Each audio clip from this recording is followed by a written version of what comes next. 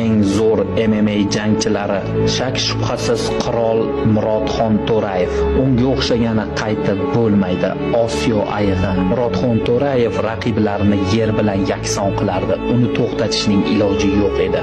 Mahmud Murodov birinchi o'zbekistonlik UFC jangchisi.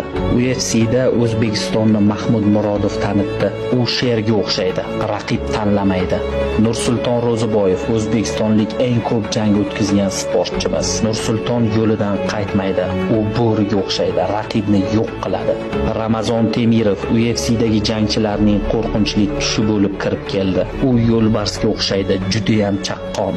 Shohhasan Mirzamatov UFC'ga asosiy da'vogar jangchimiz. U ayiqqa o'xshaydi. Keladi, hamma joyni oston-ustun qiladi. Bo'ldi, undan qochib qutulib bo'lmaydi.